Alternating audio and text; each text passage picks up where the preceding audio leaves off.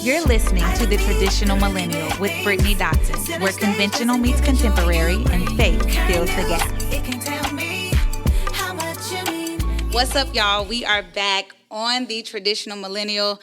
I am your host, Brittany Dotson, and today I'm really excited about this episode. Now, I get excited about anybody that comes on here to talk to me, because I love, picking people's brains, getting insight from other people, gleaning from other people, and learning from other people. But I'm excited about this episode today because of how it came about.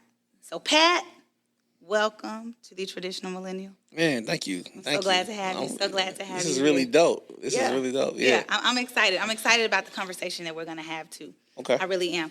So, I just mentioned that I'm excited because of how this episode came about. So, whenever I'm thinking about ideas and all this stuff, I have to, we write these notes in our phone and of course, try to just make sure we You're keep a note track taker. of it. I got you. Yeah, because, I'm getting old, so I need to make sure I remember all this stuff. I have a hard time. Yeah. So one night I was up. Matter of fact, it's a note in my phone. I left it alone because I wanted the timestamp to stay in there. Yeah. But it was March 22nd at 1:06 in the morning. Okay. I was up. And I was just thinking about some things that, I could talk about on the podcast. And I wrote a note in my phone that said the church and the club, both. Yeah. And then I put a note in there saying, what musician can I sit down to talk with about this? Wow. And I left it. I left it alone. Because I was like, I don't know anybody. Yeah. And so now I see why they say put stuff in God's hands, let him work it out, let him, Definitely. let him figure it out for you and then show you. So I was like, okay, I'm going to leave it alone. It's funny that you say that, and not to stop you. Go ahead. But March 22nd was a pivotal day for me too. Really? Yeah. So on March 22nd, so I'm we'll get into the ties and different things of that sort, but I'm very industry minded. I'll say that because of my background and my history, so I know how the industry works and how long I need to wait before release and all of this stuff. So March 22nd, that day, I had a meeting with some reps from Spotify. Wow. Okay. Right? And so we were all talking about me and my team. We were all talking about the proper way to release this, the right way to release. And there were so many different dates that were just thrown out that, hey, we'll put it out this date or put it out that date, put it out this date. And I was just confused. Yeah. And literally that night, and I don't know, it may have been around the same time. Yeah. I'm praying and I'm like, God, what do you want me to do? I got all of these different people that are advising me, on what I need to do. And literally, a still small voice was like, what did I say do? Yeah. And it was like, all God told me to do was put the music out.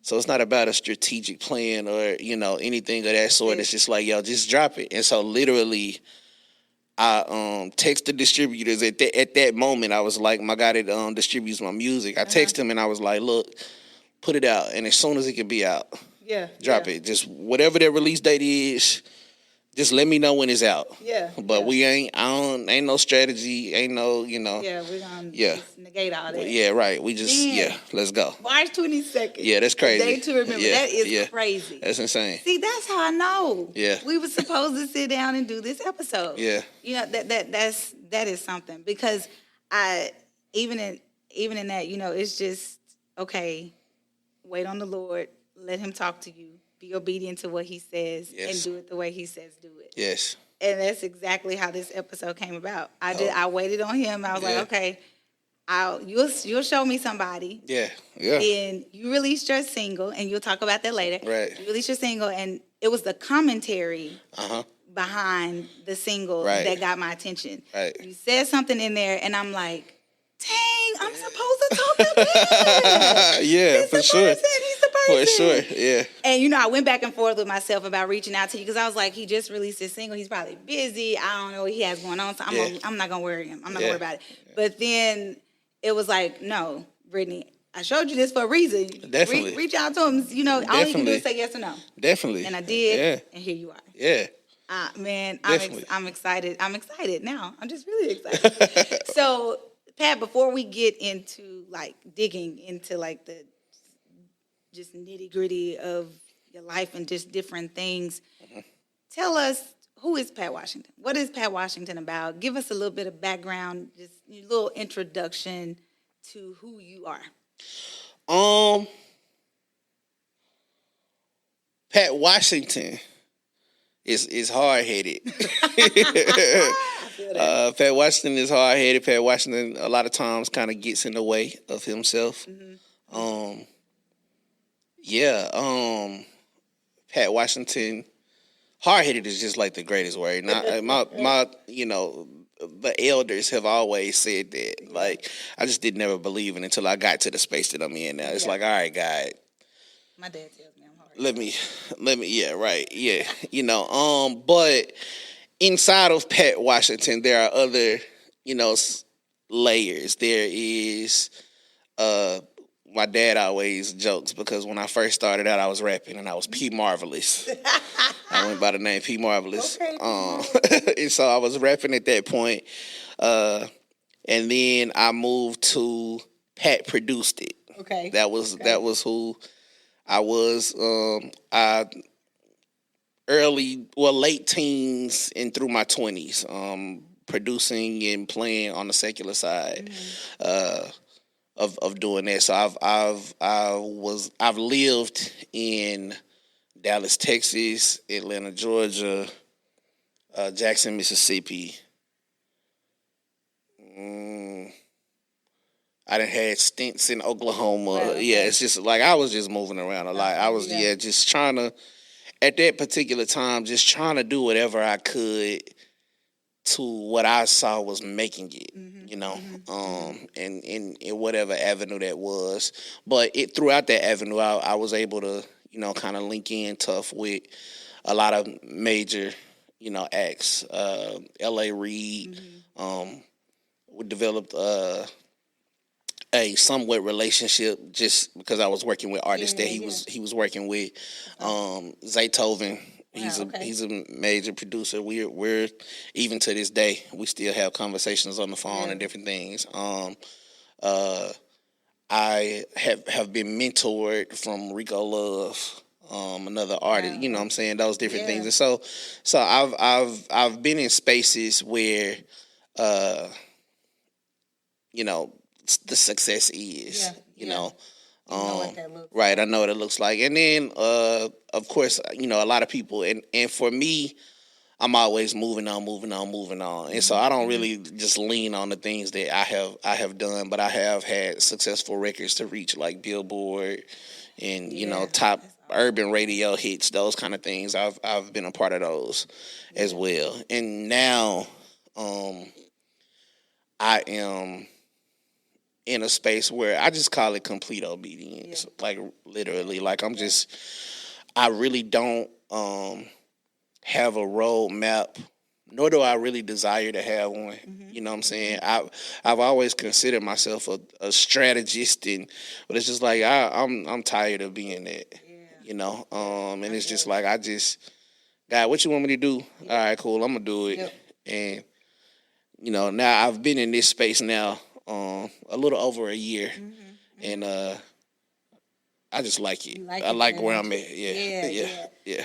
It's funny that you say that. I was at an event a few weeks or so ago, and people ask you these questions about your life and like where you see yourself and where you want to go and all these different things. And I've been telling people, here lately, is that wherever God takes me, wherever He wants me to be, that's where I'm going. Yeah. Whatever He wants me to do, absolutely, that's what I'm doing. Absolutely. We can't go wrong with God leading and directing us, So obedience it's everything. Yes. That is that's a love language to God for us. Obedience. He just wants us to just trust Him enough, appreciate Him enough to just know that what He tells us is what's best for us. Yes. So I love that, Pat, man. I really do. Yeah. And especially when you get in certain spaces, man, you gotta be obedient to God. It's almost like if you don't Yeah. You feel it. Yeah. You know it. Yeah. And it's almost like God he's so merciful. Yes, he is. He gives you these olive branches. He extends himself to you, Yes. but he's gonna leave it up to you. Yeah, know? it's that's very true. In Deuteronomy, chapter 30, somewhere around there, it's he tells them, "I here before you, I place life and death." Yep. Yeah. You know what I'm saying? And so this is your choice, Yep. your place to make this decision on. Are you gonna choose life or are you gonna choose death? Yep. I'm gonna put them both before you, and That's you right. make the decision. You make the decision. Yeah. You got a mountain of blessings and a mountain of curses. Right. Like, what do you want to do? And it is what it is. Yeah, And right. I'm over here like I got the. I'm gonna choose life for 500. Thank you. Life for 500, Alex. Yes, every time. Yeah. You know, Pat. Talking about all of this, I was listening to your video that you put out. Yeah. Which is single, and you mentioned the words church culture. Yeah. Say church culture. And you were talking about that. So I want you to expound on that a little bit. Like, what is church culture? And then two, since you're in the space that you're in now and you're in a place of obedience to God, how did you break free from, the church culture and conforming to what you saw in church culture and being obedient and doing what you were supposed to do? Well, so church culture, for me. So I'll say this: I grew up differently than some people. I didn't necessarily grow up in a traditional church, right? I grew up, actually, it was a church called Trumpet and Zion. It was under Apostle Lawrence Braggs. He has since passed, but and in that church, I got a great spiritual understanding, right? I got a great understanding of how to hear from God, how to move and do all those. So foundationally, that was my foundation. I'll say that. And then I moved on to St. Mark. And at St. Mark, it was a different type of learning there. It wasn't so much focused on gifts of the Spirit. It was more so focused on learning the foundational Bible stories and things that most learn, like in children's church, in a Baptist church, or you know what I'm saying. And so, but that was also really, really good for me to be able to connect, the things that I knew spiritually to actual beings in the Bible, which was great. And then after leaving college, I was a musician, so. Okay. I've played in the Methodist Church. I've played in the Baptist Church. I've played in the Church of God in Christ. I've been in these spaces. So I have been a part of churches for a long time. And when I say church culture, a lot of times in the Black church, when I think and what you're referring to was why I ran for so long. So when I was 19. I remember sitting in a service and having that unction, like, I'm calling you, like you're supposed to be here. I'm sitting on the organ, and there was a moment where I'm playing a chord and my fingers can't move. Wow. I'm stuck on this chord, and it's like. Like it was just a really surreal moment, because it was just like, okay, at some point you're gonna have to come from behind this instrument, and come forth. But at that particular time, I'm also my parents gave me the freedom to explore a lot of different things, right? So they weren't really super strict on, like, okay, well, you can't listen to this music, you can't listen to. So for me, I'm hip hop. You know what I'm saying? Like I'm gonna put the fitted on, I'm gonna wear the shades, you know what I'm saying? I like the tattoos. I'm gonna do, you know what I'm saying? And I hate wearing suits. I don't like suits. Like, it was just like all of this was going on, and I was like, God, I can't be no pastor because the pastor has to do this and they have to speak like this. And this is lame to me. I can't. There's no way I could do that. Right. So that was at 19. And in that space, I was just like, God, I'm sorry, but I can't do this. Now, what I will do is I'm gonna help these churches, and I would do that when people would call me to play, and we don't really got a lot of money. I'll come play. You know, let me, and that was my way of like kind of sliding by, just sliding by, and then 2020 happened, and that was COVID, and it was just the world was just in a space of like, I don't really. I just didn't know what was going on. You know, I didn't know what was going on. And for me, I'll never forget it. I had got to a space where I was like, all right, God, well, I know when I do know spiritually when I'm not where I don't know nothing, I can come back to you and do that. So I was praying and I started reading my Bible, and I was doing one of those like Bible in a year kind of things on the Bible app. Yeah, and I messed around and I ran across Habakkuk 2:2. And Habakkuk 2:2, write the vision, make it plain on tabs, so that whoever reads it runs with it. And I had heard that scripture my entire life. So many times. I heard it my entire life, and I think a lot of times we got to a space where churches, like a lot of pastors and preachers, they used it almost like a like a Christian business seminar, you know? And I was like, okay, cool. So you need to write your plan down, and you need to write it down, and God gonna roll with what it is, and it's gonna and when I began to read it in context, because this Bible in a Year app requires you to read the full chapter. And as I'm reading it in context, I'm looking at it, and it's just like, wait, God, this ain't got nothing to do with no business plan. This don't have this. Right. This is not, this ain't this. This is you. Habakkuk he wanted a response from you. About what was about to happen, and God was saying, write this vision. This being a very important word there. It was just like, this ain't about your vision. Right. That's right. Write my vision, make it plain, so whoever reads it can run with it. And at that point, it was like, wow, and it came back to me, and it was like, this is why I'm calling you, you know. And my thing, I'll say this as a musician, so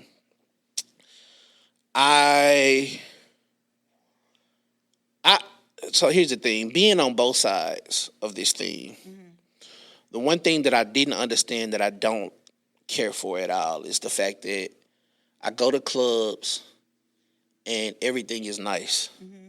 And the lights are right, and the sound is right, and the music is playing good, and the food is good, and the establishment looks nice, and it's all things beautiful around. And then I go to church, and the ceiling leaking, you know, and the sound ain't about nothing, and it's an organ over there that ain't worked in 6 years, you know. And I was just like, God, why? What is going on here? Why is it that your kingdom look like the pit, and the pit look like the kingdom? What is going on? And he began to expose a lot of things, and I started to see. And honestly, I'll say this: I'm personally in a space right now where I battle with the fact that church has been able to capitalize on emotion. Man, listen. And what we do as minstrels, you know, plays such a huge part in how this service moves and how this service rotates. And so I got to a space where I even be like, God, is this you? Or is this because I'm noticing that everybody's sitting quiet until I play this chord? But when I go here and when I go there, you know what I'm saying, or until the preacher get to hooping and hollering, and it was just like, I'm not understanding what's going on. And so I was in that space. And that too, the church culture. It was just like, that was such a turnoff for me. You know what I'm saying? But God was just like, just do what I asked you to do, right?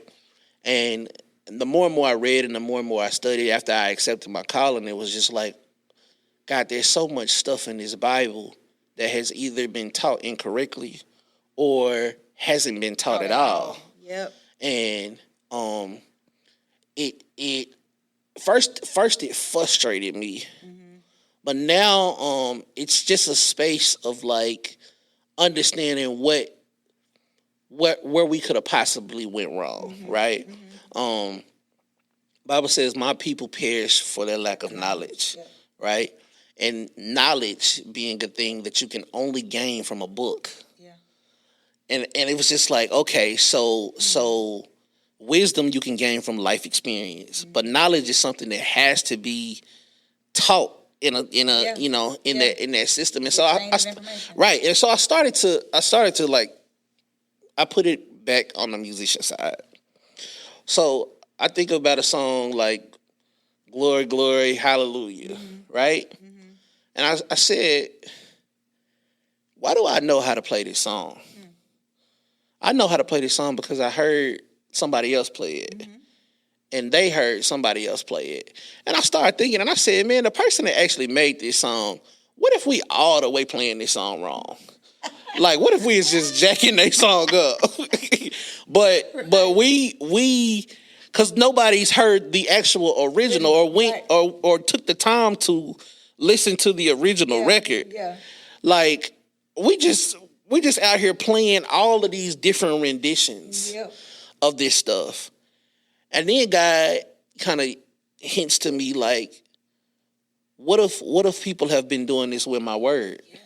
Right? And so I'm in this upset space because I'm like mad at every pastor in the world. Like, bro, y'all tripping, bro. Like, this is, you know what I'm saying? Like, how can you do this? And the reality hit me, and it was like, most preachers and pastors are just regurgitating what they saw. And those people just doing it from what they saw. And those people are doing it from what they saw. It's like, it's so many, scriptures. One comes to mind, and I ain't gonna even say who said it, but I was in the church service, and this particular pastor said, "When in business, be as men." The Bible say that. I looked for months. For months. And never found the scripture. Never found the scripture. And I said, this is not in the Bible. No. Where did he get this from? Why was this accepted? And yeah, so yeah, I was like, okay, cool. I'm gonna do what I'm not seeing anybody else do it. I'm gonna actually read this thing for real.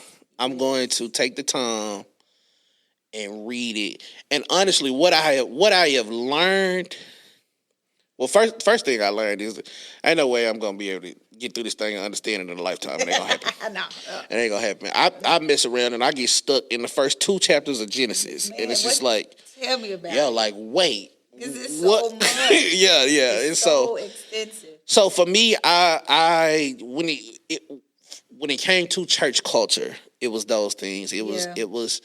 I began to be sick and tired of seeing the same people at the altar crying their heart out, and nothing changing for them. There was no, and then so I started to, look at the word that had been given, and it was like, where's the application? So God is good, and He rose on the 3rd day. What is my Monday, Tuesday, Wednesday, Thursday, Friday? Yes. You know what I'm saying? Where is the application in these messages? And I just wasn't seeing it. And even at that particular time, God was like, hey, this is why I called you to this. And knowing me, I'm kind of a cut and dry person, you know what I'm saying? And so I'm just gonna get it to you straight. Yeah. And so that's where, That's where that is church culture. Yeah. That is church culture. And I remember hearing you say, you were talking about like the lingo. Yeah. That people use. Doc. And I'd be like, man, I hate Doc. I hate that word, Doc. Yeah, like, hey, Doc, what you doing, Doc? I'll be like, what? Bro, what? Right. What is this? Like, Yeah. what are we doing? And I think, a lot of people have taken a lot of these things that they have just made up on all these man-made words, these man-made applications, and these man-made concepts, and they have allowed it to determine how they see God and how they view God's people. Yeah, it's a very disturbing thing. You know what I'm saying? And I know for me, like, that's why I say I'm at this space now. It's just about being obedient to God. I'm not looking to be invited to nobody's church because they probably not going to invite me after I say the stuff that I got to say. But God told Moses, "Thou shalt put no other gods before me," and that was a little G. And in that time, the little G gods were things that were created by man. By other people, that's right. So the only thing that we have to stand on is God's word. That's it. Anything outside of that was created by man is a thing that you ain't supposed to be serving in the first place. So in all reality, whether we like it or not, Baptist is a little G God. Church of God in Christ is a little G God. These are man-made things. And so, the more and more we serve it, and like I say, it's tough. It's tough to digest that, and it's tough to be on that. But it's like, at the end of the day, we're all, in these spaces. And that's why I say, I tend to think God has a sense of humor at some point. And I said, man, these folk gonna die, and they gonna get to heaven, and God gonna say, you niggas been arguing for nothing. Come on, like, just come in, because y'all just because y'all was on all this stuff down here, and it was even matter. It's such there's such minute details in trivial. it, and I think that is a strong trick of the enemy, division to be able to just get our attention. I mean, the other day, I'm like I say, I'm gonna be me. I was approached by some Christian Hebrew Israelites. Well, Hebrew Israelites, not Christian Hebrew Israelites. Right. And I literally found myself, and I had to stop myself because I was like, bro, we really having a conversation about whether or not Jesus is white or black. Like, and in myself, I said, "Bro, what are you doing right now, Pat? what are we? Right. Are we really here right now, having this particular conversation?" And for me, like, it just was one of those things where it was just like, that right there is very, very trivial. Yes, and that is how. Because for me, either way, whatever, if he black or white, right? You know what I'm saying? Like that, it is what it is. Yeah. For me, I know what my Bible say, and what my Bible say describes him as a black man. Right. Cool, I'm good. But even within that, it don't matter if he was blue. Like, I'm trying to work towards that. But we want to argue on whether or not I worship a white Jesus. And it's like, come on, man. I got a daughter to get to. I'm telling you. Like, it doesn't even matter. Yeah, right. But it is what it is. Yeah, and that's church culture. Yeah, yes. You just summed it all up. Yes, yeah. So, now, something else you said. Okay. It stood out to me. You were talking about, because we're going to fast forward a little bit, because we were just in 2020, and we were dealing with church culture, and, your calling, and you kind of trying to shy away from it and trick God into thinking you were really doing it, but you really weren't doing it. And now we're going to fast forward to 2023. Okay. When you were talking about having to declutter your life so you can get clarity. Yeah. And this is the meat of the conversation. Okay. I want you to kind of dig into that and dig into all of these different spaces you said that you were in, and how that was clouding your judgment, clouding your mind, clouding your decision making. Oh, yeah. And how that affected you. And I want you to kind of maybe help somebody, when we think about making transitions in our lives and breaking from things that we're used to. Sometimes God speaks to us and we listen to his voice right then. But then other times things have to happen, or people have to come, or circumstances have to change for us to redirect our attention to God's voice. Yeah.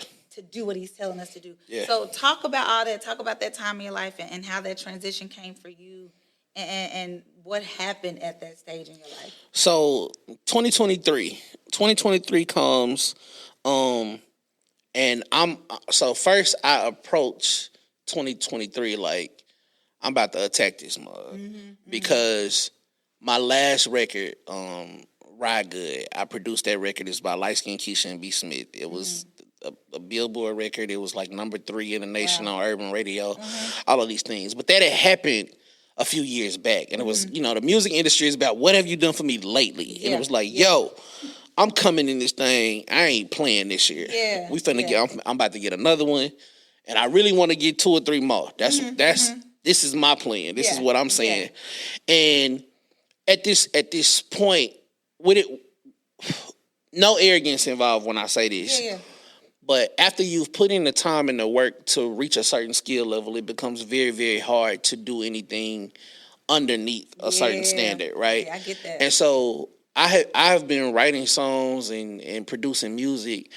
I don't know how to make a bad record now at this point. And so I was just in the space, and so I was like, man, like I know that this stuff is gonna be good. I just want it to be great. And so I was working with these artists. I mean, some good stuff. I had got to the point where I was about $2,500 a song working with artists, and it was just really good. It was good money coming in, like all of that stuff was happening.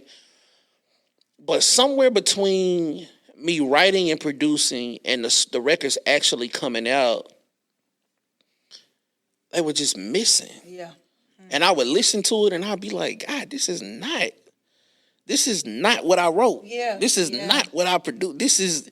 It didn't come out right. Like, and so, what really happened was I encountered a lot of artists with money without the talent for real. Yeah. So they had the money, but it was like, I couldn't get out what I was trying to, what I was really hearing in my head. And I was like, God, now I got a standard and this ain't even meeting the standard. I'm supposed to be going above the standard this time. This is not meeting that standard. And so that was January and February. And then I had the feeling and the urge, like, man, I just need to start doing my own stuff. And that feeling, it actually came to me. But it was like, nah, whatever.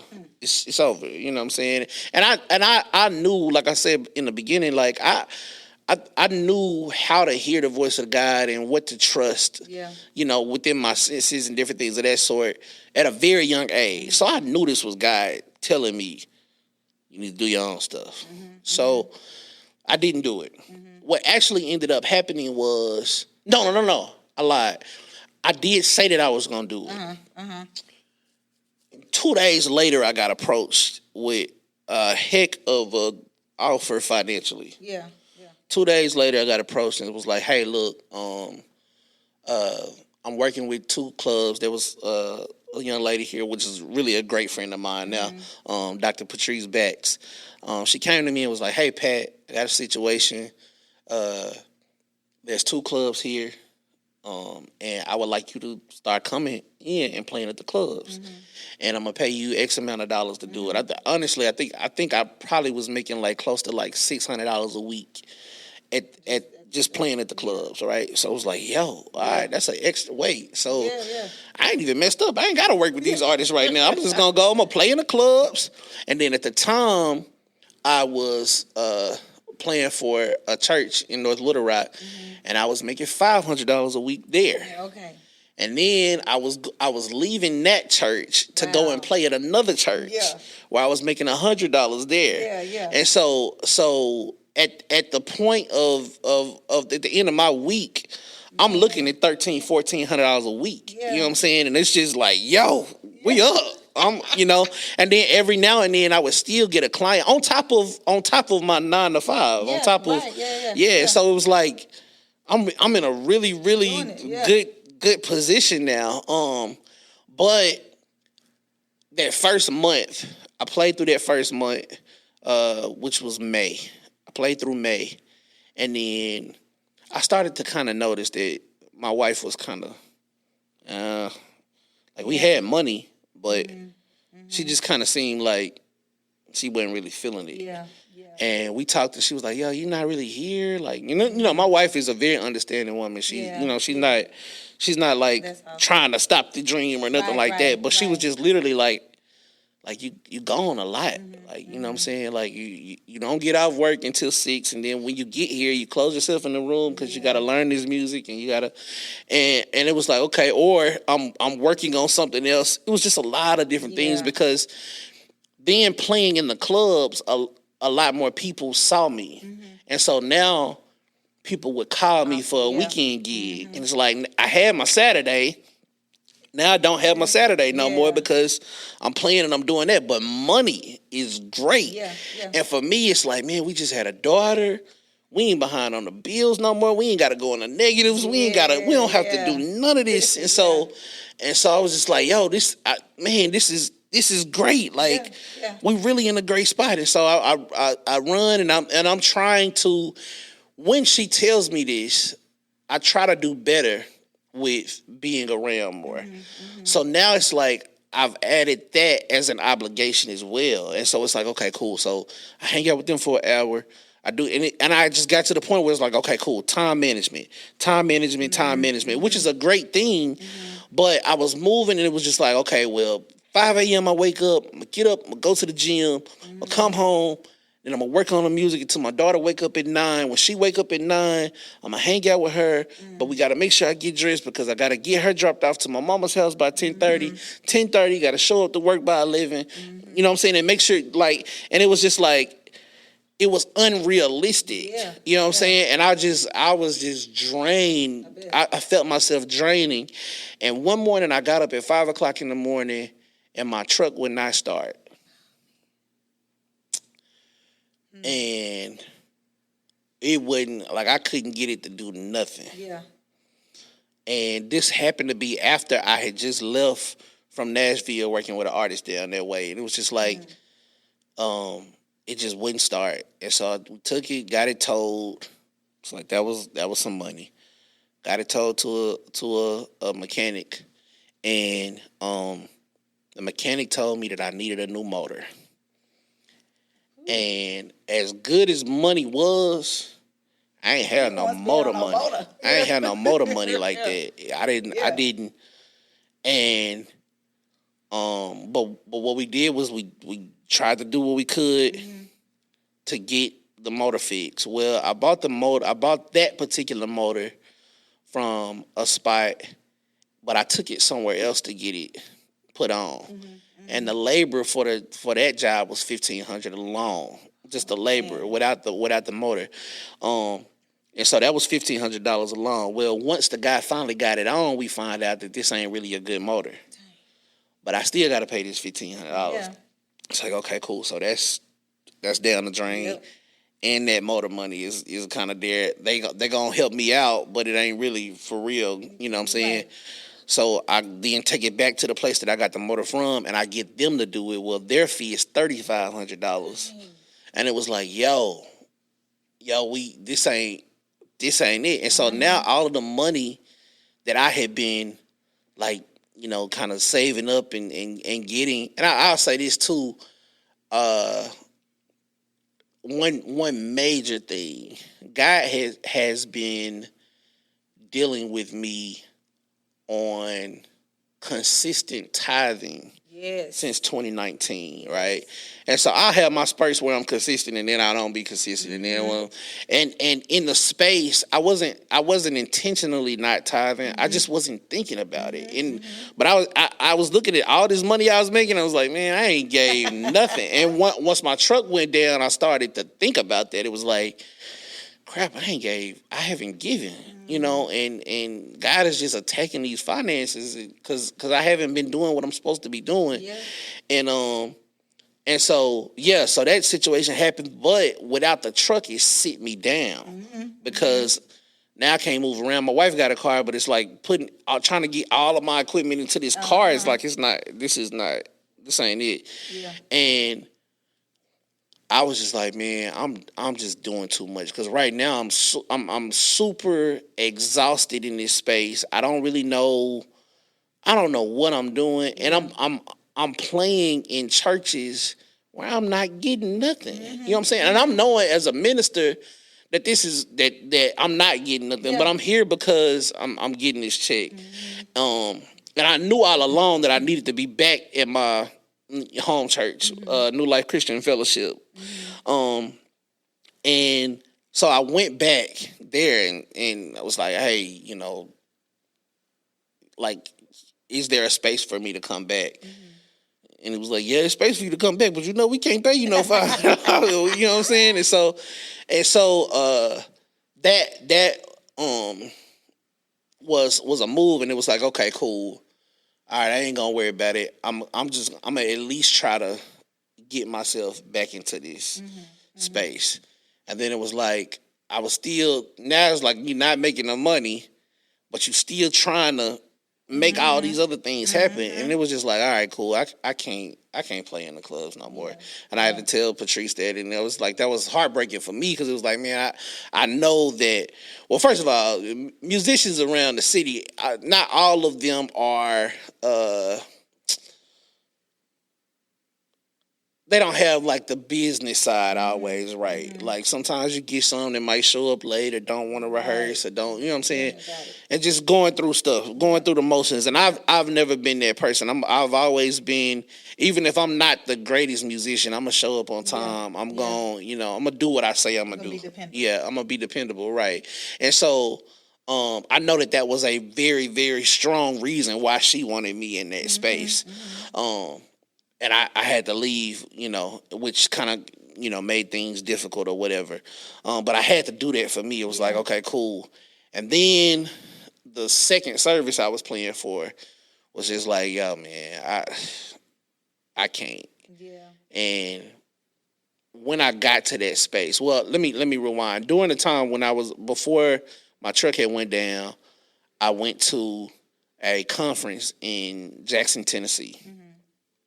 And there was a lady there that prophesied to me and was like, you supposed to be off this keyboard up here.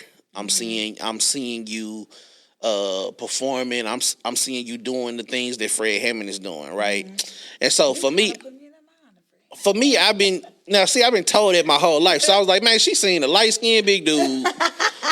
And now she want to say I'm Fred Hammond. So this is false prophecy. This ain't it. This ain't, you know what I'm saying? So I just took it in one ear and I was like, all right, whatever. Okay. Yeah. I'll let her have it. Cool. And so, but then fast forward, after I quit the clubs and everything, things started like coming back to me. Wow. And it was like, now I have the clarity to be able to allow God to come in. You know what I'm saying? Because I was so jumbled up that it was like, all right, so where is the space? And don't get me wrong, I would wake up. God, thank you for waking me up this morning. Let today be great. Protect me, protect my children, protect my wife. Cool, doing all this stuff. And I feel like a lot of times we do those prayers and we talk so much and don't sit to wait on a response. We don't sit. And, all right, cool, God, I need you to do this, and this, this, and this. All right, bet, amen. Let's go. Right. And it's just like, and God, like, you gonna let me talk? All right, right. And so, that was happening. But when I was able to get quiet, when it wasn't about it was just down to, I'm going to church on this Sunday, and I'm playing it at my home church, and I'm going to work. Yeah. And it was like, that's all I'm doing right now. And in those spaces, it was like, okay, I'm getting clarity on this. All right. Now I'm starting to study the Bible, and I'm finding most scriptures that's been taught wrong. And all that was God, all right, here we go again. I know what's going on. But I started to write those down, do all of that stuff. And so then I go to a Walmart in Benton, Arkansas. And I'm in the clothes section because sometimes they be having some heat in there. Don't nobody be knowing about. But I'm in the clothes section. I'm just looking around, just kind of seeing the little sweatshirt here, pants here, pants there, that kind of thing. And this old white lady, I don't know her name. She ain't know me or nothing. No. Walks up to me and she says, "Do you know that you're the answer to your problem?" And I was like, she was like, and I don't know what that means, but I'm here to tell you that you're the answer to your problem. And I just started thinking about all the problems I was having. And literally, it was just like, okay, so I'm having an issue. I'm having problems in the church culture because I'm seeing that things are being preached that are not, biblically correct. So that's a problem. Well, you have to fix that by telling them what is correct. That's right. It's like, okay, cool. I'm currently frustrated with this music too. My stuff is not coming across like it need to come across. Well, why you ain't doing it? What? And for me, I'll say this too. I think this is not really church culture, but the way that we hear singers in church, there's an expectation for a holler or a runner and it's like I'm not that. Like and so for a long time it was like, man, I can't be no gospel artist because they need me to squall and need me to be. And I'm not on that. I'm not doing that. That's just not. God didn't give me in that area. I think it's dope, but He didn't give me in that particular area. And it was just like, but what I know I'm effective in is my songwriting ability. It's like, dude, I just need you to do. I've given you this gift. I just need you to do what it is. Earlier in that, I was telling you in chapter 30 of Deuteronomy, when God was giving these instructions, there's a verse there, somewhere between 1 and 15, that says, "The things that I'm asking you to do are not hard. They're easy." You know what I'm saying? God is not finna ask you to do something that's outside your wheelhouse. Right. And you're right, because it's right there. I think a lot of times we just get in the way. And so for me, I was just tired of being in the way. And at that moment it was just like, all right, cool. So I started to write the record and I was just like, well, I need this, and this, and just certain things just start to just happen and the flow into place. And Mommy Ferocious was just like, bro, whatever you need, I got you. And it's like, oh snap, okay, cool. All right, then my guy Gregatron was like, yeah, man, definitely, I'll help you produce this record. And it was like, what? Like, and you can go to Nashville. And then my guy Sean Fresh was like, yo, well, if you're going to Nashville, you need somebody to shoot the content. I'm coming with you. And I'm like, yo, God just, he's just putting these pieces together without effort, without me having to do a whole, it ain't stressed me out to do none of the stuff. Like, to make this music hasn't been stressful, even with developing content. Like it's people asking me like, yo, how you doing this? What, man, you just everywhere and it's like, man, when I was everywhere, I felt like I was just all over the place. Now people feel like I'm everywhere, and I'm like, bro, I'm chilling. Right. I'm yeah, right. Yeah, I'm really, this is not hard for me. And so, that's that space, being decluttered, is a major thing. I think, especially within this society where it's about grind. Team no sleep. Team no. That is a distraction from a demon. I'm just gonna be real about it. And it doesn't line up to what God says, but it don't line up to science either. Right, your body gotta sleep. Like you have to get this amount of rest, and you don't need to be overly cluttered and different things of that sort. And I feel like people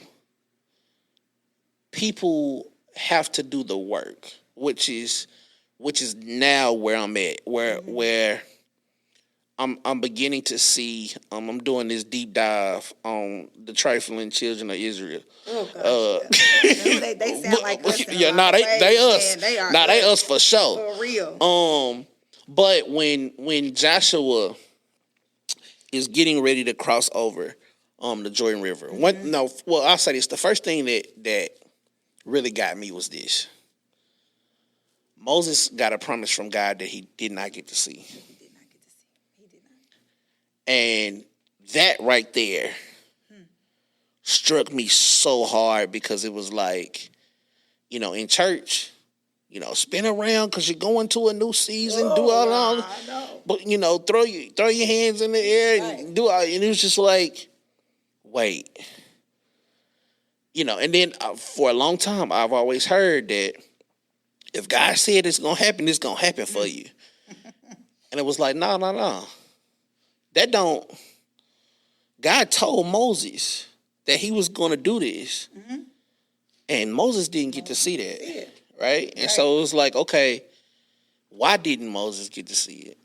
Moses didn't get to see it because he was mad about everything, first of all. Exactly. And he kept being slow about movement because of doubt. And I was like, okay, well, now I know that it's possible to miss what God has, to literally die before the manifestation of that even comes. And so I was looking at that, and then in Joshua, first chapter, verse number 10, I believe it is, it says that Joshua tells the people to go to the camps. He tells the leader of the people to go to the camps and make provisions for yourself. For in 3 days we will cross the Jordan to take possession of the land that our God has promised us. And I said, hold on. Wait. This is the land of milk and honey that has been promised. This is the place that they've been given to live and be great in and all of this stuff outside of Egypt. And you telling me that, first of all, I got to make provisions for myself. I got to do something for myself. And then this land that's mine, I got to go take it. And I'm just looking like, God, what? Yeah. And at that point in time, it was like, so yes, God is great and all of these things are happening, but you can die before you get that vision. You can literally not be here. And for me, it hits differently because I've had some very, very close people pass. Knowing that there was more in them. And a lot of times we just like, God just had to take them and God just had. Right. And it's like, nah, man, you can die from being slow and disobedient. And it was just like, man, I just didn't want to be that. And then I also know that there are people in the church who they don't want to be it either, but they don't know that they supposed to do something. That's right. Because they waiting on God. You know what I'm saying? Like, I'm just gonna wait on God. He gonna make this happen, and this I'm just here waiting on the Lord. And I hear that a lot. I got sister-in-laws now, and it's like, my man gonna come. It's like, if you just in the house, you just sitting in the house. What are you gonna knock on the door? You know what I'm saying? But it's just, those things we gotta do something. We gotta do something. And at the time, like that was even me. Like I was in a space, and God had been dealing with me on health. Like, all right, I've called you to something, and what I've called you to will kill you if you don't get healthy. Wow. If you don't get your body into some type of shape, because I was eating crazy, I was doing a lot, you know what I'm saying? And it's just like, Jesus Christ, okay. All right, bet. So, but this the land was the children of Israel. It was their land. But yet we had to go in and we had to take it. And then you go on, and after they cross the Jordan, The angel of the Lord appears to Joshua and he says, remove the shoes from your feet, for this is holy ground. Yes. Which says to me that the things that worked before ain't going to work in this season. So you're going to have to take off some stuff, right? Yes. And so that has to happen. And then you have to move on to Jericho. And it's like, now God give you all of these instructions that you got to follow to the T to even get the first city. And it's like, all right, Lord. So this is a non-ending thing of instruction, obedience, instruction, obedience, instruction, obedience. And it's like, yes, we praise and we're thankful for the manifestation of things, but you won't see it unless you do this. That's right. Unless you do this. Now, the good side about that is, if you do that, God has an obligation. Yes. He got an obligation. He will not go back on his word to you. He got to. Yes. You know what I'm saying? And so for me there, I feel like that is an assignment for me, is to let people know, yo, you waiting on God, and God really already has done everything. Done after that 6th day, it didn't say nothing about God doing no more work. Right. You don't say he did nothing else. So he was done. Yeah. Now it's on you to get what he's showing you. That's right. And so, like, and I hate for it to sound as harsh as it does in a way, but it's like, you ain't got no choice. You don't. I put before you life or death. That's it. Two choices. Two choices. Yeah. And it's up to you what you do with it. Yeah. Man, Pat, that's so awesome for real. Because like, we sit around and we wait for stuff to happen. Yep. And God has already given us his word. Already done it. He's given us, sometimes he's given us signs. Yep. He's given us all of these things that we can see him in. Yep. But we're sitting there thinking that it's going to come to us. Right. You know, some people, are just, they want it easy, for one. Some people don't want to work. They don't want to work and they want things easy. But then, two, some people, they look at themselves so much that they can't see God in the things around them. They can't see, they can't hear God's voice because they're too busy looking at what they're doing, their limitations, what does my ability look like, what is the extent of what I can do. And as God has already put this in, he's telling you, if you just be obedient and walk where he wants you to walk, you're going to walk right into what he already got. Right. You just got to keep moving. That's all you got. All you got to do is keep moving. That's it. That's all you got to do. Moving and it's there. Yeah. It's already there, because the thing is, God operates out of time. He ain't even in this time space that we got. He's not constrained by time. He's not restricted by time. He's not bound by time. Come on now. Now you preaching. You preaching. See, I can play the organ behind that. You know what I'm saying? I can do that.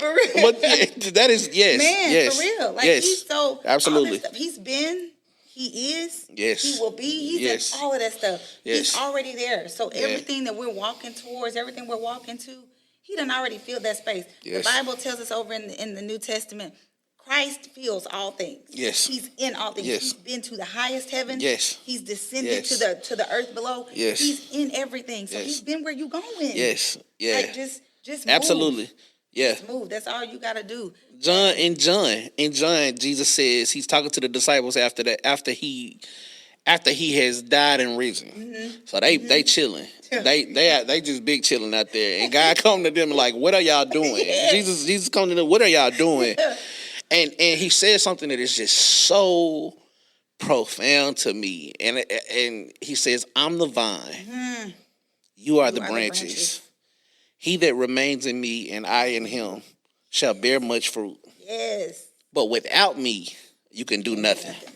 Yes. And it was just like, the connection has to be so real there. And I think what we run into is an issue of people not understanding or knowing or hearing the voice of God. Mm-hmm. Mm-hmm. And it's because it's not recognizable to them. Mm-hmm. It's because you are overly cluttered and you can't, you can't hear these things and see these things. The Bible says, there's greater on the inside of us, right? And so a lot of times, not even a lot of times, I separate things in body, soul, and spirit. Mm-hmm. And what happens is, I think church culture has been ministering to the souls of men and missing the spirit. And it's like, it has made us feel good. Feel good, yep. But it's like, the problem is the soul ain't nothing but your conscience. So it ain't nothing but you talking back to you. So of course everything from you is gonna sound amazing. But if you haven't been feeding that spirit, if you haven't took the time to center yourself and get to a space where there is no outside of influences, right? So I'm gonna tell you what's crazy. A tree. The vine is the trunk of a tree. And of course we know what a branch is. They're covered by bark, right? So I'm just researching. Bark, the only thing bark does is protects the tree from outside things. It repels insects. If it's raining, it makes sure that the true, because the tree is really the true wood on the inside. It repel insects. If it get too cold outside, it keep the temperature. If it gets too, so if I'm a branch, I have to have a layer of bark around me, some kind of way where what's going on out here don't influence what's in here. And I feel like we've been influenced too much with what's going on out here. And that's not just saying the world. Right. That's saying what's going on out here when the praise team sing my favorite song. And what's going on out here when a pastor say something that strikes me emotionally and makes me want to cry. You have to get to the root. That root. Greater is he that is within me. You know what I'm saying? And so in order for you to be able to, really know God, you got to spend time with him. You got to spend time with him. Have a choice. Like even now, like my wife, she is now 5 months pregnant. So we got another one coming. But they're telling us, hey, look, make sure y'all talking. Like talk, around so that while the baby is developing, that they get used to your voice and they know who you are before they even come out. And it's like, if we got to do that as children or to our children, it's like you gotta do the same thing with God when you're in these spaces. And she's currently, it's a girl on the way, but she's currently in a space where she's surrounded by a bubble where none of the outside influences will influence her. You know what I'm saying? And so it's just like you gotta know God. And like I say, and it's again, I say it's not optional. It's not optional. Yeah. And I think a lot of people confuse emotion with intimacy when it comes to God. You being intimate with a person means that you get close to them. You know them, they know you. Yes. Of course, God knows us. He knows every single hair on our heads. Yes. But God wants us to know him in the same way. And it's only going to happen through his word. He's already written all this stuff down about himself. It's there. Like he's told us about himself. We have his biography just right there. His autobiography is there. Yeah. And he's like, spend time with me. I'm showing you who I am. I want you to become close to me. Yes. That's why the church is the bride of Christ. Yes. He is married to the church. Like God wants us to be in communion with him like that. Yes. If we did that, if we weren't so centered around our feelings and our emotions and wanting those things to be just stimulated, then I feel like God's voice will be easier to hear too. God's voice will be easier to hear, you would already know what he expects. For sure. Because you would know him.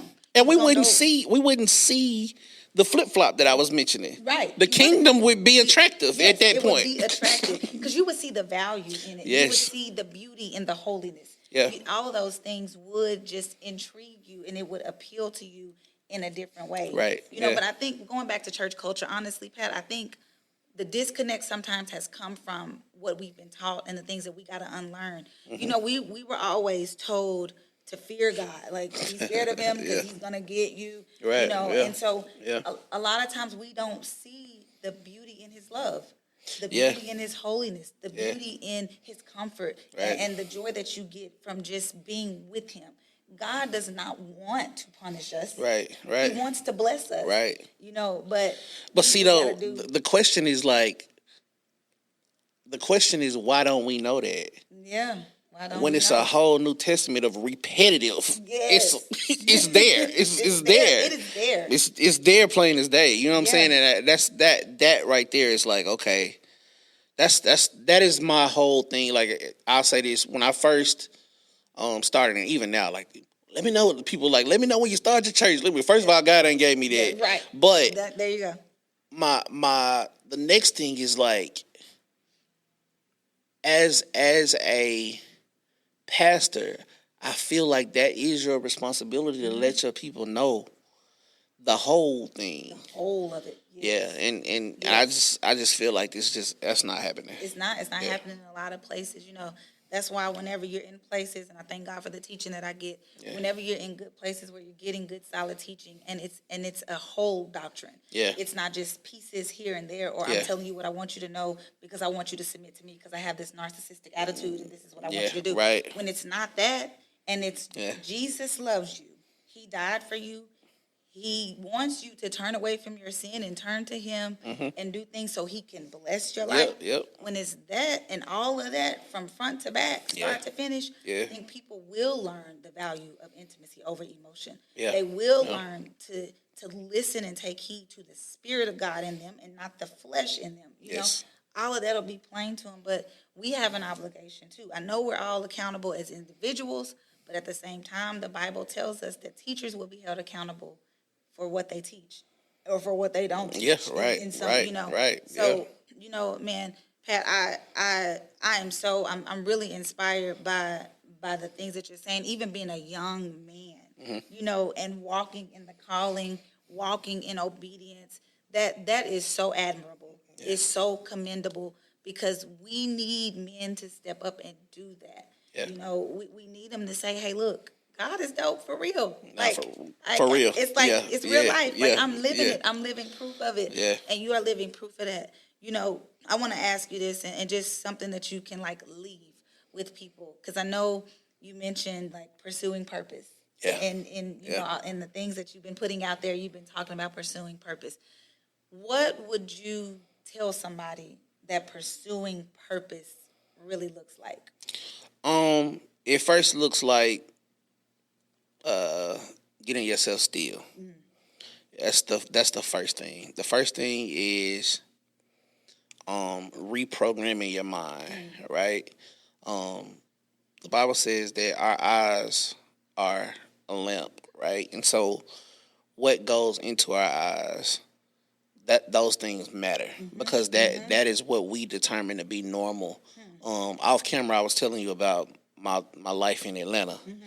Man, I was around a lot of rich people. Yeah. It was yacht parties and let's just fly to Miami and it was just a lot of that going on, right? And I began to see that as what was normal, right? But my life wasn't that. Yeah. And so it made me feel like I was less than.